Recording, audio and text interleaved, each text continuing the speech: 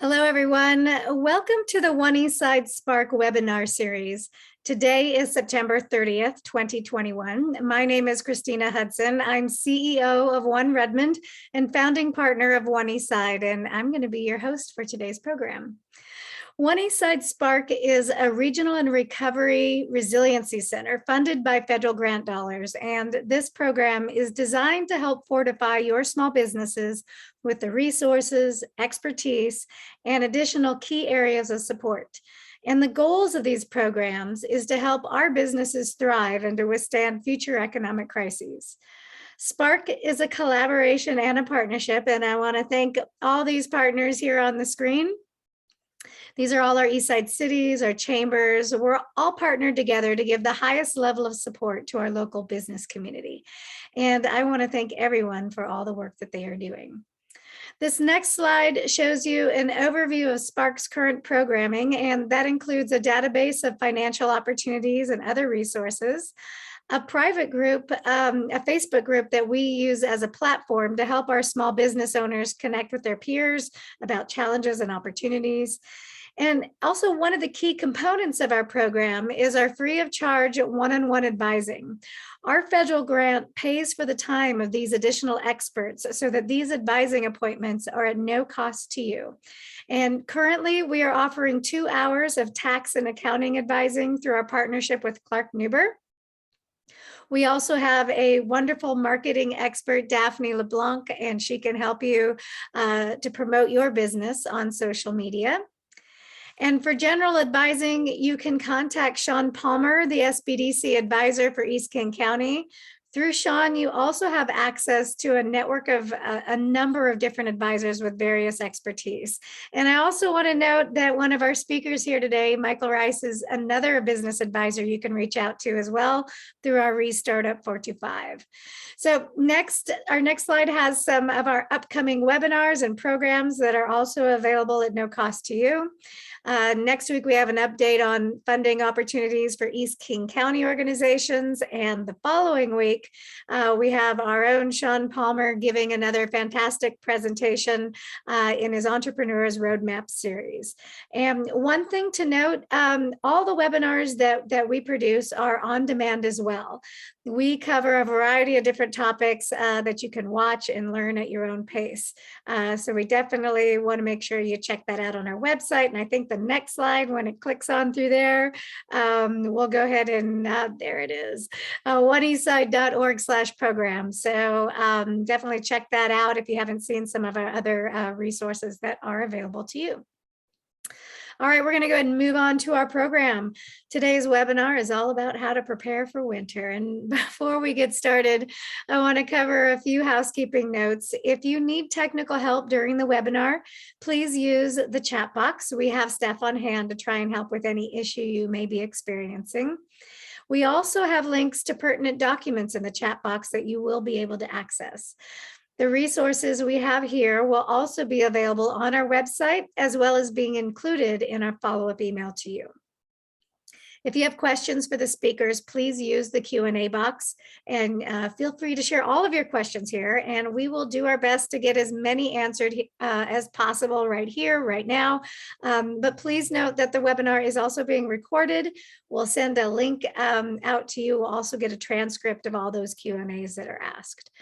Our programs are all designed to help you navigate through all the information as we know it today. And we know in this changing pandemic, it's still a dynamic process. So as of right now, all the content you will hear on this webinar is accurate, and our speakers are working very hard to provide you with the most up-to-date information and guidance available. So let's get going on with the program. Today, we have Ann Alfred, Rhoda Mohammed, and Jenna Trong from Community Toxics Science and Policy section of Seattle and King County Public Health. We also have Michael Rice, Business Advisor of Business Impact Northwest and Restartup 425. And now I would like to turn it over to the team from Seattle and King County Public Health. I'm not sure which one of you is starting out, so I'm going to pass the baton to you. Rhoda, you're muted.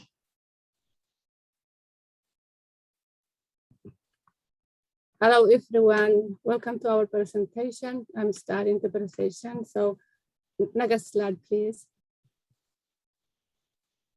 Our agenda today is offered for you an objective is indoor air quality. Why is it important? How does it work? How can we improve it? Private sector considerations, examples, resources, and at the end we will have question and answer. Our objectives are having awareness of the importance of healthy indoor air, understanding natural ventilation, local exhaust, and mechanical ventilation, and how they affect the airflow in your building or spaces, using your understanding in the directional airflow in your spaces to maximize air quality. So why is indoor air quality important? Indoor air quality is important because the average person spends 87% of their time indoors. And because of the COVID, that number increases. So now the majority of our time we spend indoors. Good indoor air quality can help reduce the airborne transmission of COVID-19 and other viruses. If we look at this picture, the Delta variant spreads more easily than virus variants. It may cause more than 2 times as many infections. So Delta virus is more dangerous than the original COVID strain. Next slide, please. Indoor air can be more polluted than the air outside due to common household products and activities we do all the time. When we think of air pollution, it's important to consider our indoor air, the air in our homes, our workplaces, in the schools, in childcare, in like face-based places, or in any place we share. The Environmental Protection Agency, EPA, has found that indoor air is 2 to 5 times more polluted than the outdoor air and considers contaminants in the air among the top 5 environmental risks to public health. So, for example, activities we do inside in our homes that change our indoor air quality are like cooking. When we cook, especially when you are frying and using oil, it changes our indoor air quality. And when so please, when you are cooking, it's better to open the kitchen hood because it pulls out the contaminated air and it pulls in new air in. So also opening the windows and doors will dilute any pollution in your air. So if the weather allows, it's good to open the doors and windows when you are cooking. The other items inside our home that also pollute our indoor air, like toys, furniture, carpets, sprays, all of them, they produce fumes and chemicals that also changes our air. Materials used to build our homes like paint, ceiling, flooring, insulation, they also have impact in our indoor air. Next slide, please. Impacts of poor indoor air. Why indoor air matters to your health? Because better indoor air equals better health. We cannot see or touch the air we breathe, but it has an important impact in our health. So understanding and controlling the quality of our indoor air can help us reduce the health impacts of poor indoor air quality. Some impacts are immediate, like irritation of the eyes, nose, or throat, headaches, dizziness, fatigue, cold or flu-like symptoms. You may get it the first exposure. Like if you are using, when you are cleaning in your home, if you are using like in bleach, that may irritate your eyes. And the long-term and indoor air, poor indoor air impacts may be cancer, respiratory diseases like asthma or COPDs. And if you have any existing condition, it may make it worse. Next slide, please. Why do we want to listen impacts of poor indoor air to protect our most sensitive people? So young children are the most sensitive population. Many studies show that the most sensitive population to poor indoor air quality are young children. The same concentrations of pollution can result in higher exposure to young children because they breathe more air than adults. And also their body is still growing and developing, and the potential for damage to their respiratory and neurological system is greater than adults. Also, people with respiratory diseases or illness, heart disease or chronic diseases, the poor indoor air quality, it will impact also their health. People over 65 years of age, people who have or have had COVID-19, people experience the effect of environmental racism. For example, if you live in an industrial area or close to highway, you don't have option to open your doors or windows and get fresh air. When you live in that area, your outdoor air is very toxic, so you cannot open your doors and windows and get fresh air. Also, pregnant women is very sensitive because when women are pregnant, anything they inhale, or if they live in a poor indoor air, anything they inhale goes into their lungs and then it will go into their bloodstream. And that bloodstream is the same blood that the baby is getting. So it will affect the mother and the baby at the same time. How do viral particles spread? Viral particles spread in different ways.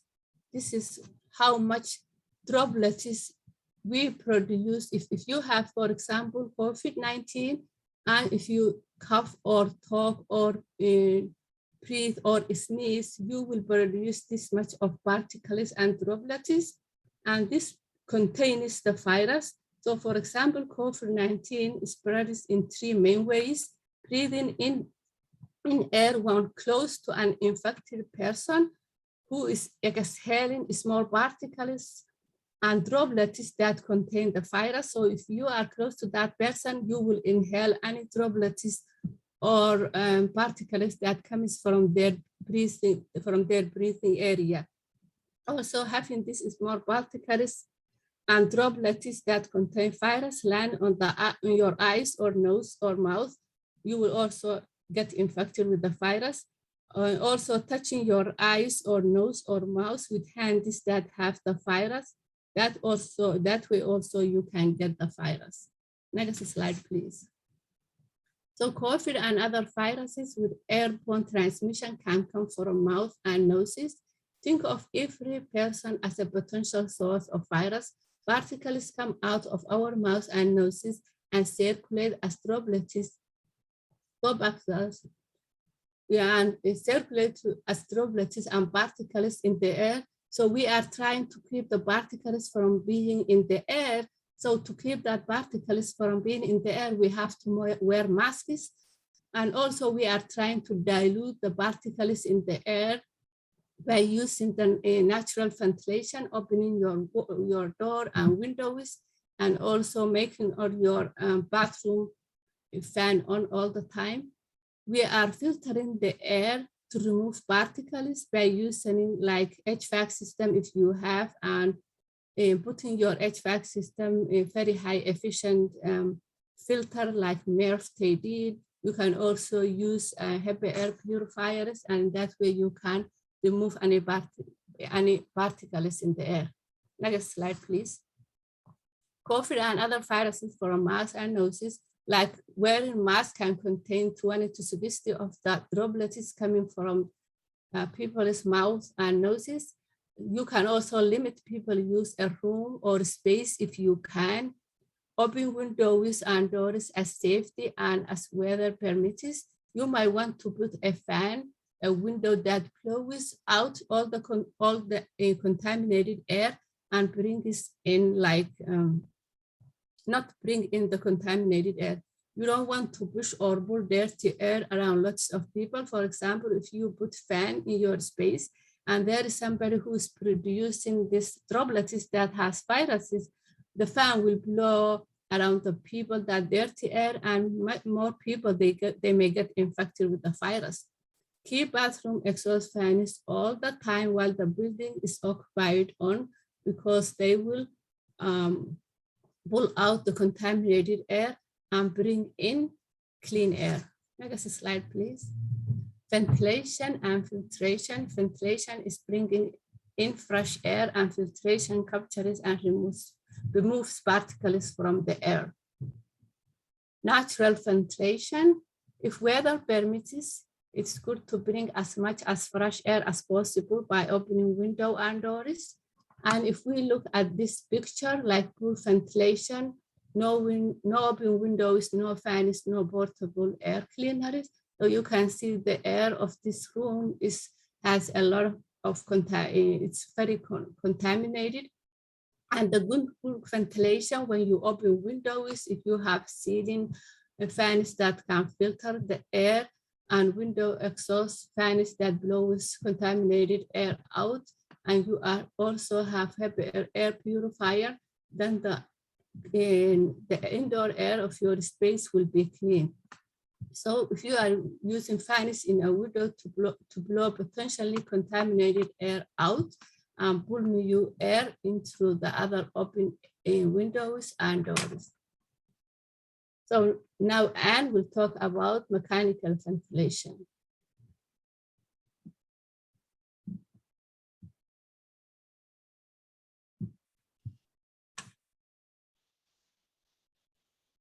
All right. Thanks, y'all. So I have been doing some ventilation work for the last year and a half, or ever since we determined that COVID was airborne. So working on a lot of sites with this. If you guys have questions, so I'm going to go through mechanical ventilation in a space or in your space. So if you have questions, just because it's a little bit dry and a little bit technical, tell me if I'm not making sense. I talk about this all the time. Mechanical ventilation, oops, can you go back, please? Mechanical ventilation. So natural ventilation includes opening doors and windows and just getting air in. Mechanical ventilation is every other thing that is going to pump air through your building or your home. And starting with local exhaust is a kind of an easy one, because bathroom and kitchen fans will pull your air out. So that's a kind of an easy way to at least start getting more air through your building. And if your bathroom fan's not working well, it's also a fairly cheap fix to go and improve the flow of the bathroom fan going through. Next slide. So your HVAC system, if you have one, heating, ventilation, and air conditioning system, is the most reliable way to move air in a building, just because it's been built into your building. You have the ductwork and a furnace that is pushing air and pulling air through your building. The HVAC is comprised of your air handling unit. And an important thing to do is, if you've got a building manager or if it's your own building, is to get a professional if you can't do this, but find that your outside air intake is open and able to, that you're able to pull as much fresh air from the outside as possible. Sometimes this is dampers for an HVAC system have been closed because people want to, our focus has been towards energy conservation and keeping air in, and COVID turned all of that on its head. Now we want to open up and let fresh air into, or outdoor air inside.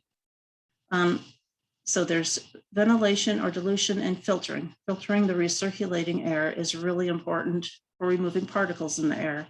And Rhoda mentioned a MERV 13 filter, which is a filter size or a density of filter fabric that will remove about 75% of particles in the size that COVID is.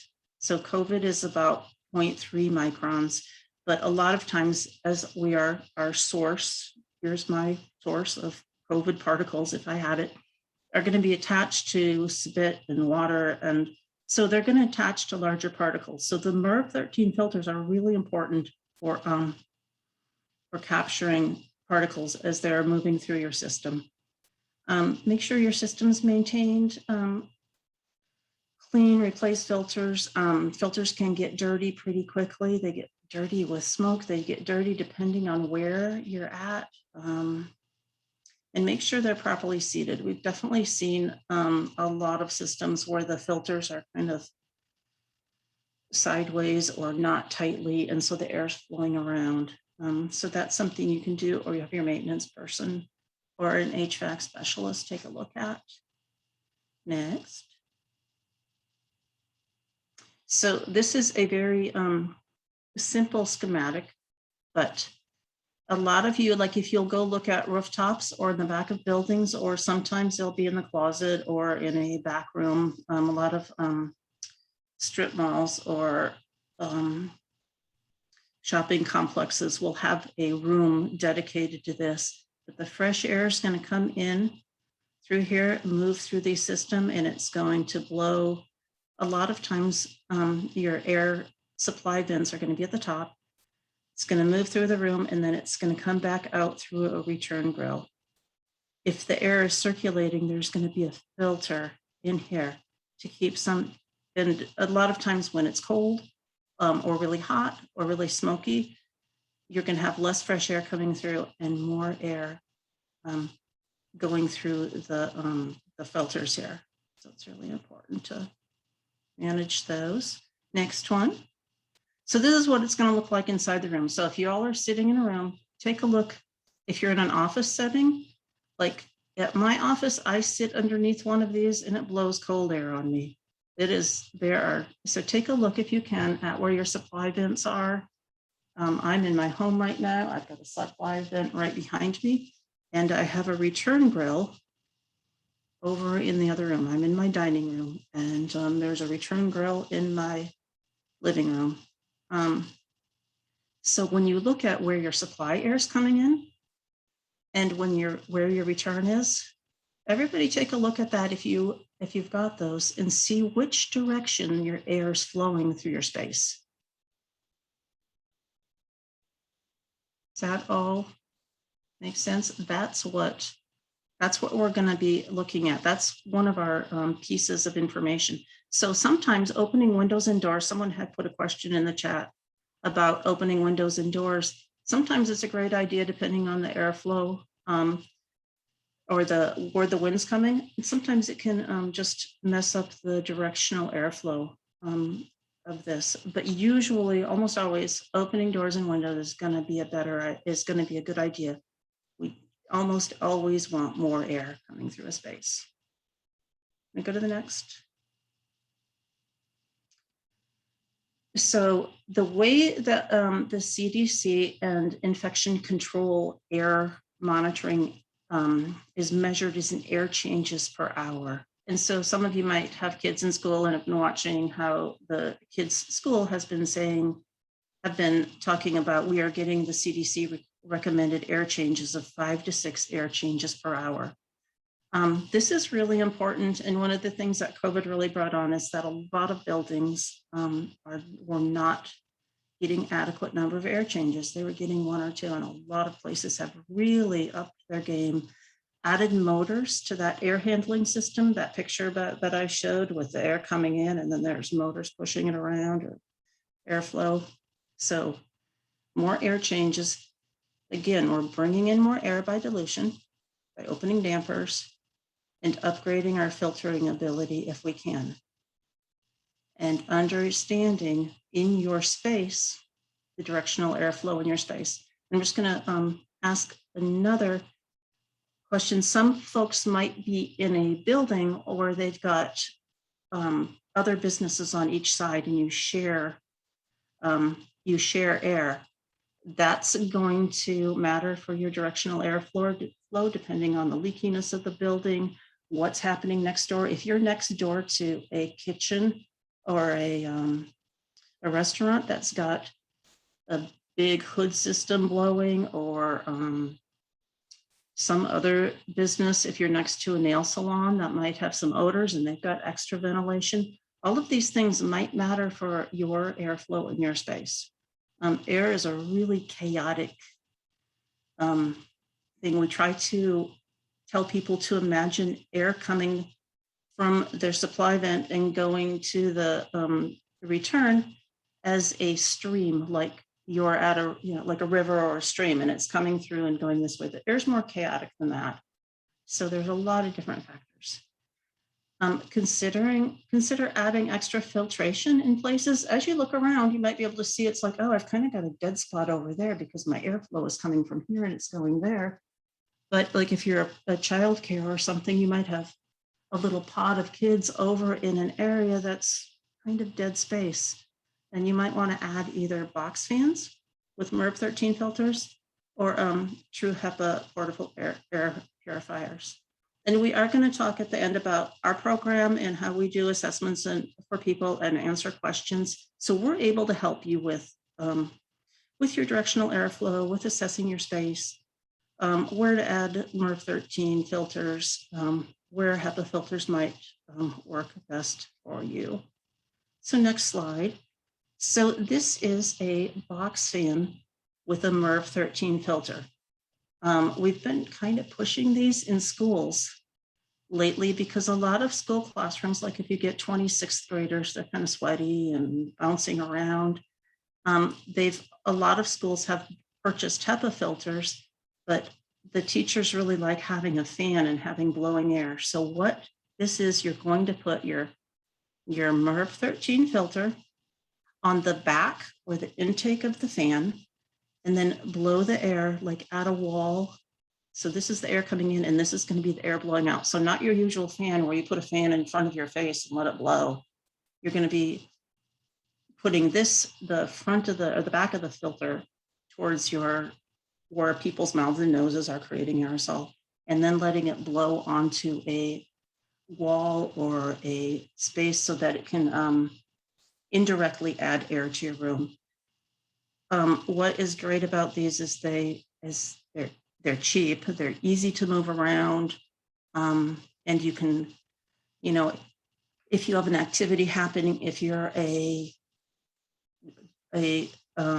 community center, a church, a faith community that acts like that, and you've got a meeting, you can pull these into a space really, really easily. Next slide. And then true HEPA filters. These are also really popular, and what they do is a HEPA filter. So the MERV 13 filter that you put on your box fan will capture about 75% of particles in the size of COVID.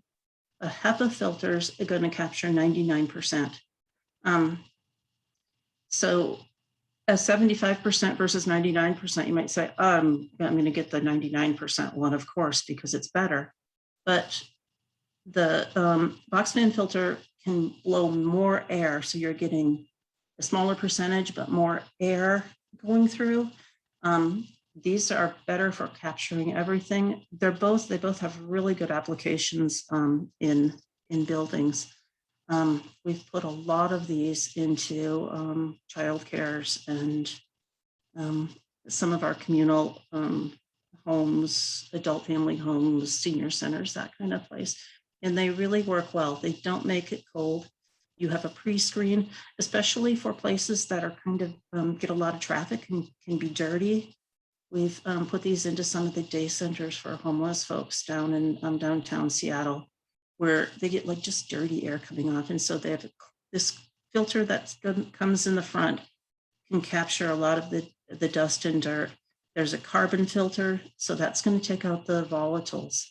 And what that is are like the odors, smoke, cooking odors, things you can smell, or that. And then the true HEPA filter, which is just a very pleated filter, and it captures the viral particles go here to die, and then it goes through the motor, and then the clean air comes out the top. And we can also help you with any of these, helping you to size these for a room.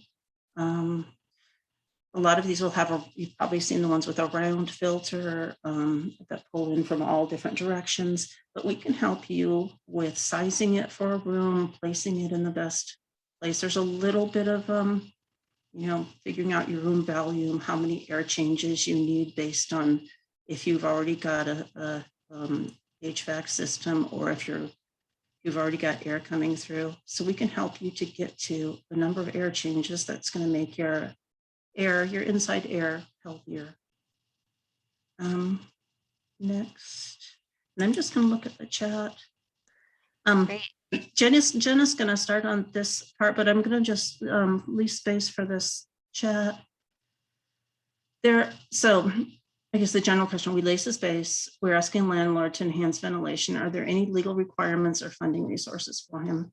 There aren't legal requirements. Indoor air doesn't have any kind of, there's guidelines, and there are guidelines for certain industries like, you know, of course, clinics or, you know, a place where you've got infectious particles coming out already. A dental office are going to have those. And the funding resources, we do have some, and I think that is coming up later. And then the next general question, I don't have a big budget to make a lot of improvements. I have enough money to do one or two things.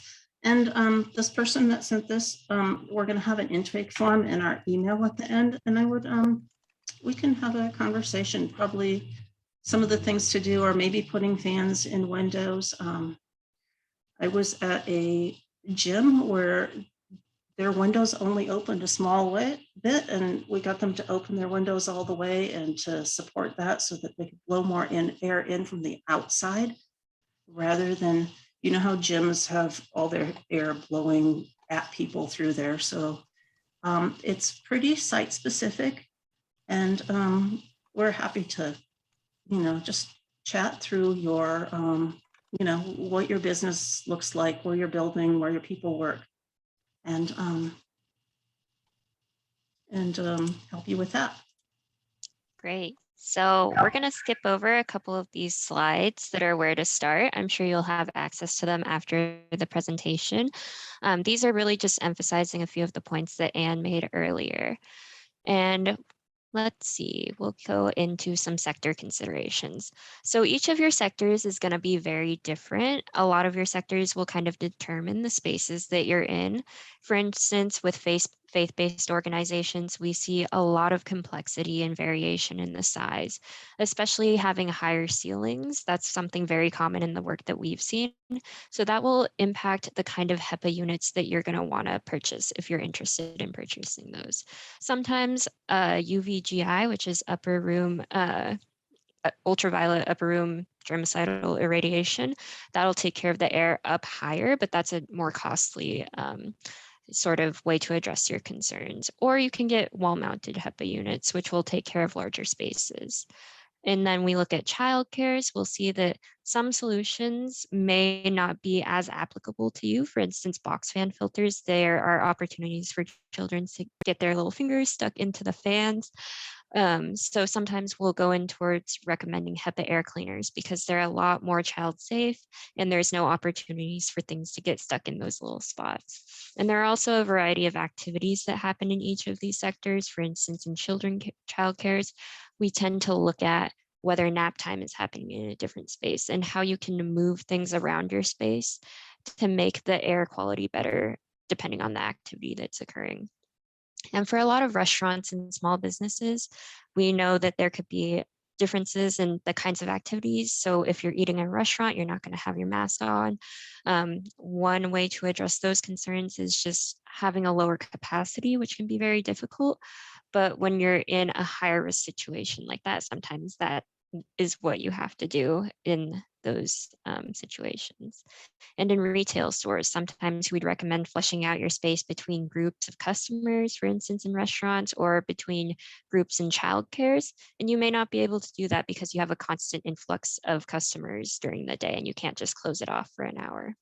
So those are just some of the considerations that we're trying to make when looking at each of your different sectors. And coming up, we have a few examples that we can run over. We won't really go too far into depth, but if you have questions at the end, we want to make sure that other presenters like Michael have time to do their bit. So right here, we're looking at a restaurant. We have a diagram showing seating, the register, the kitchen. There are some fans existing in there. Those were pedestal fans that blow air around. So we would recommend that those be removed from the space so that we're not blowing that dirty air around like Rhoda suggested earlier. And beyond that, we'd recommend that they'd have their bathroom fans on, that if it's possible, leave the front and back door open to create that passive airflow. And this individual was actually maintaining his HVAC system himself.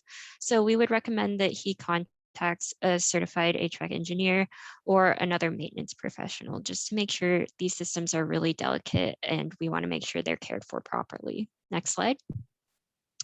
In a complex, we have another problem like the one in the questions where maybe you're sharing a system. So there may be issues with landlords, other things like that. We usually address these by just creating a good form of communication with those individuals, expressing your concern. And if they aren't able to service the things, then we'd recommend coming to us and asking about whether or not you qualify for HEPA air cleaners and following through with those. We also see they have windows, so that would be one thing that we might be suggesting to them. But as we're going into winter, that gets a little more challenging, and that's where we're relying more on those sorts of portable air cleaners. So yeah, next slide. And this is just another example. We'll skip through this one just because we're low on time. And lastly, we have some resources. So Anne, Rhoda, and myself and our other team member, Daniel, we're the COVID recovery team. We're doing technical assistance and will be leaving us soon, which is so sad. But we are here taking intake forms and assessing the various businesses and their ventilation. And that link is in the chat if you're interested in getting assistance from us. And next slide. So this is just the questions that you'd be asked to answer. And then we also have some resources here. And lastly, next slide. Thank you. So we'll be willing to answer more questions at the end, depending on time and anything you put in the Q&A. All right, thank you. And now we're going to turn it over to Michael Rice to talk about some best practices in safe operations. Michael. Yeah, thank you very much. I have to admit, mine's not near as fun and energetic as the airflow stuff. I just learned a ton. I had no idea of all the various ways to protect your environment. But one of the things a lot of the businesses that I work with are asking themselves is, hey, how do we implement mandates on it with employees and customers, and of course, keep them safe, but yet we don't want to lose either of them, right? We need those customers and we need our employees. So there's one of the focuses that I wanted to do today was just best practices around these types of considerations. So next slide, please. Number one, we really believe and have found with our customers and our clients that if you focus on the employees, you end up getting the customers as well. And you're creating a safe environment for the both. So this is one of the things you really want to control is what you can control, and that is employees. Identify your high congregation areas and where there's congestion. Obviously in a restaurant, that might be your lobby, or if you're in a retail, that might be your checkout.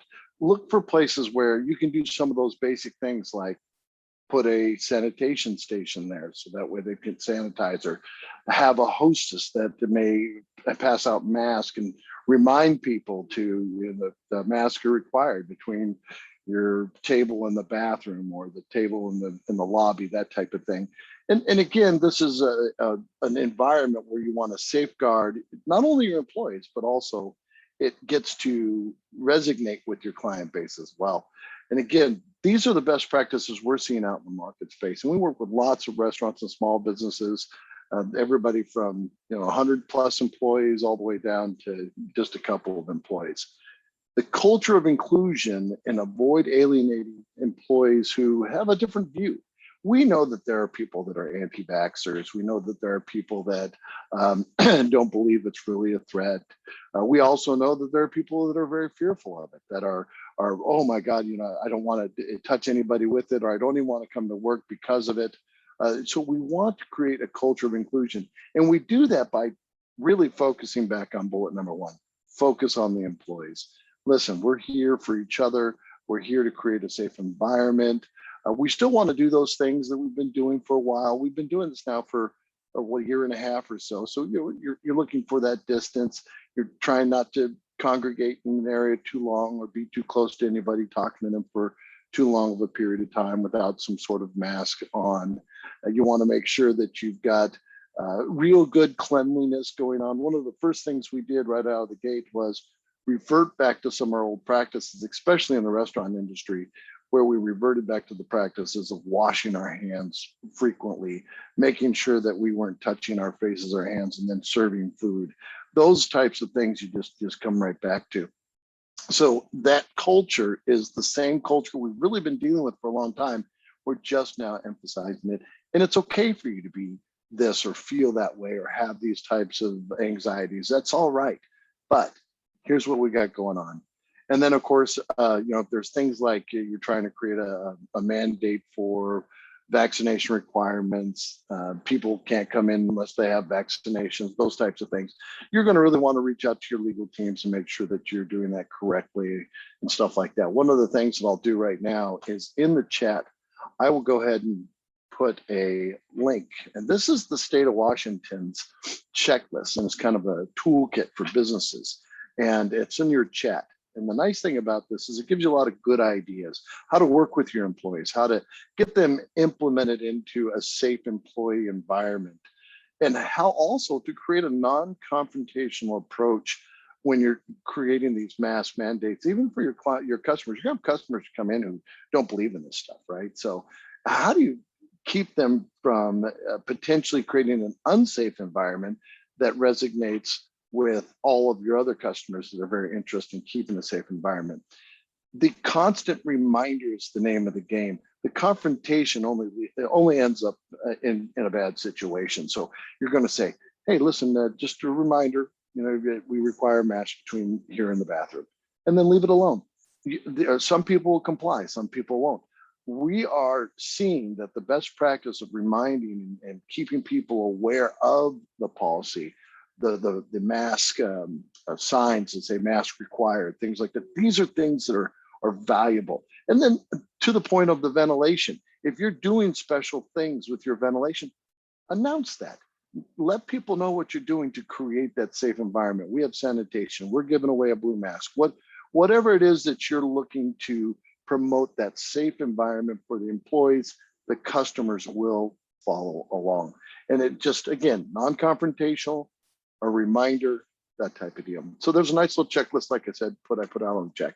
Next slide, please. Now, one of the things that I didn't want to overlook here, because the design here was, what do we do about winter? And of course, I focus on business. Yes, we have best practices to keep people safe. We've just talked about airflow. We've just talked about making sure that the environment is ready to go for the winter. But the other thing is there's an awful lot of business related issues that need to be addressed. And I'm not going to pound on them because we spent a lot of time on airflow and keeping best practices for providing a safe environment for employees, which will allow a safe environment for customers.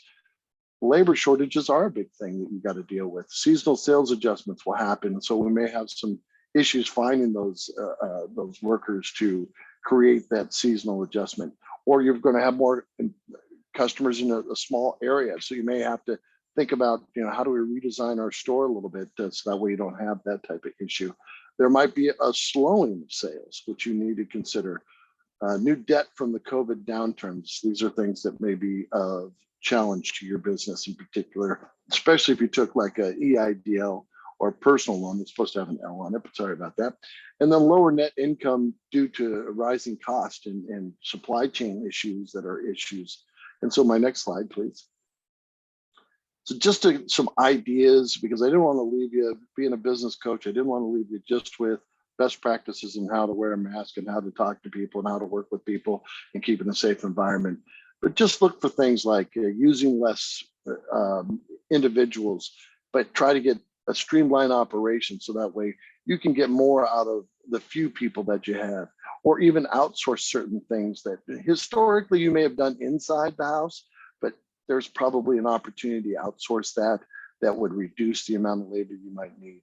when we're talking about sales, don't forget about things like benchmarking and coinciding with what percentages towards your revenue those are, because that's one of the big things. If you look at it from a gross revenue and the benchmark to your gross revenues, it will tend to give you an idea of what type of things you might want to reconsider when it comes to labor, especially, and then also things like what's selling, what's not, those types of things. Do we buy this? Do we not?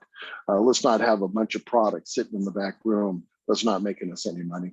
With the new debt that you may have from any type of personal loan, really understand what the cost to hold on to that debt is, and then how it affects your cash flow. Recognize the two differences.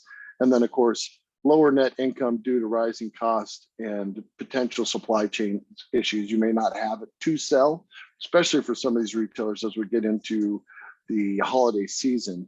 There's a function of, hey, pay attention to these things. So I didn't want to just leave you with, hey, here's some masks and some keeping people safe stuff in the business, but also there's all this other business stuff that we don't want to overlook that happens. And again, you can reach to us and all the partners here, and there's lots of business coaches, Sean, myself, folks at the One Spark that will help you with the various business things.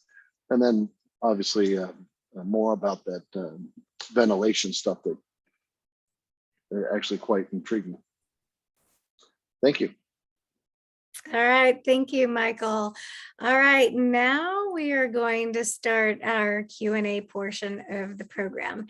And I want to do a quick reminder, we are recording this webinar and we will send out a transcript of the questions and answers with the links to the webinar, the slide, and resources as a follow-up to you. So, all right, I'm going to go to our first question here. It says, we have outdoor seating and an outdoor pickup area for DoorDash that takes up part of the sidewalk.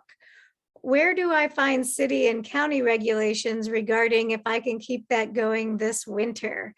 That might be a question for us. I don't know, or maybe, I don't know, just you can always reach out to the team at One Eastside Spark, and we can help you identify who to go to in your particular city. But Anne, Rhoda, Jenna, Michael, any? Yeah.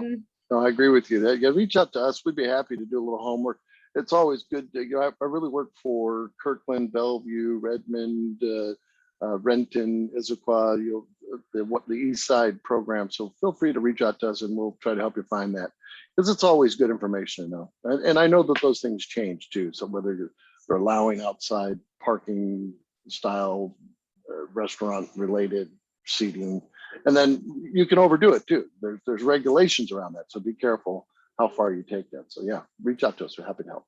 Yeah, and every city's different on what they're allowing and continuing, but I do know, as you know, we do talk with all of our 23 cities and towns in East King County, and they're all working their hardest to try to provide the best opportunity for our small businesses. Okay, I'm looking at the next question here. It asks, what messaging should I be using in our marketing to let our customers know that we've made improvements to our ventilation that will help keep them safer? Does someone from Seattle and King County Public Health want to take that one? Or maybe that's a Michael. Go ahead, Ann. I don't know if there's, we don't have like, stickers on the wall, but I have definitely seen places where, they have said, we have maximized our ventilation. We are, back early in the pandemic, people were saying we're cleaning and sanitizing between all guests, saying something like, we are achieving 5 to 6 air changes per hour per CDC recommendations. We're changing the air over.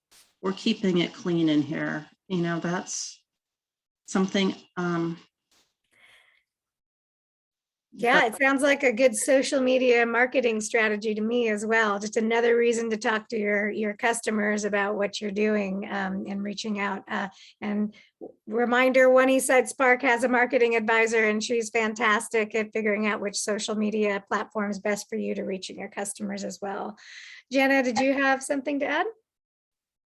I was just going to say with our HEPA distribution, if you end up qualifying, we may be making little signs for you to show for your customers, similar to our masking signs that we've made. So if that's of interest to you and we have enough desire, it is easy for us to do that. So yeah. Perfect. Anybody else, Rhoda? Are you good? All right, I'll go ask to the next question here. Okay. It says, some of the servers for my restaurant do not want to return to work because it doesn't feel safe to them. What changes can I make so they feel safer on a small business owner's budget? Yeah, no, that's I'll fill that one. That's right in my bailiwick there. You know, this is a challenge, and it is true. We've got, like I said, we've got people that are fearful of the virus and therefore don't want to come back. We got people that don't believe in being vaccinated, so therefore, if there's any type of vaccination mandate, they don't want to do that.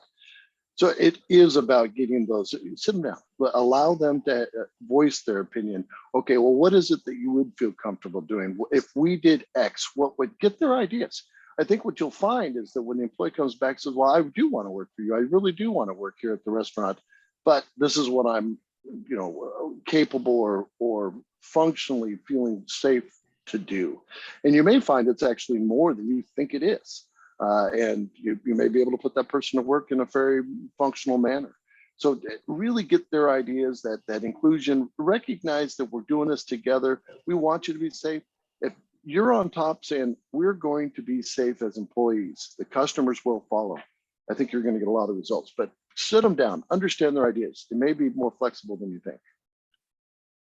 Yep, I think that's excellent advice. All right, our next question is, I operate a shelter for people encountering housing issues. Are there best practices I can follow when more clients are needing shelter indoors? Yeah, we actually have a program. So we started out doing ventilation and sanitation in shelters and in spaces for people with housing, you know, or at risk for losing housing. Just those congregate spaces. Go ahead and send us an email and we can answer that and also loop you in with some of our public health nurses that specialize in, you know, in people that are suffering from trauma and may need some special assistance.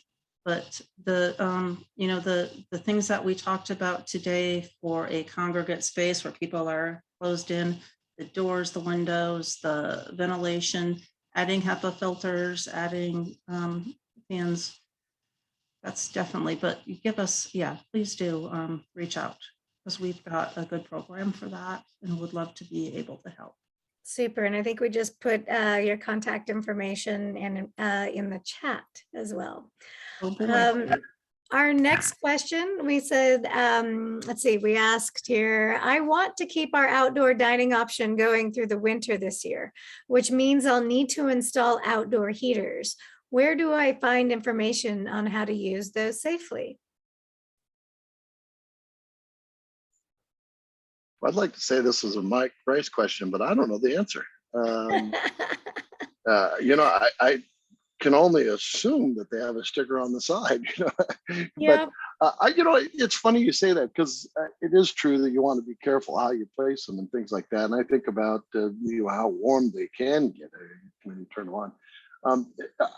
I don't know, unfortunately, but you know what? If you reach out to me through Restart Up 425, we'll start doing homework. Yep, and I think we might have an answer. I know our earlier webinars covered the outdoor dining opportunity. You know, I think we had the fire representatives from the fire department there, and I think it may. I don't know if it varies amongst the cities, but we might have some data on that too that we can follow up with. So let's see, here is the next question. It says, do you have any suggestions for increasing airflow or air turnover rates for childcare facilities? That'd be a Jenna question. I remember the diagrams there was, or maybe Anne. We can both go. And do you want to start off? I was just going to say, fill out our farm, yeah, we'll take a look at your space. Yeah, every childcare is different, but like initial things are just turning on, if you don't want to open your windows and doors, turning on those kitchen and bathroom exhaust fans. All right, great. Well, and it sounds like many times every venue, every location is just a little bit different. So really reaching out to the team here at Public Health through Seattle and King County really is a really great way for you to identify how you can improve your situation. So I think I don't see any additional questions. So I'm going to go ahead and wrap up the program. And I just want to thank all of our speakers here today for your time and expertise. We appreciate you all very much. I want to say thank you again to all our partners on the East Side who are working hard to support the business community. I want to make sure you bookmark this site. Hopefully the slide will change here right now. There you go, oneeastside.org/spark. There you will find key resources, information on our one-on-one advising, our weekly webinars, and grant opportunities as they become available. And another quick reminder of our upcoming webinars over the next couple weeks. And I want to thank all of you for participating in our webinar today. So until we see you again, this concludes our program. Thank you.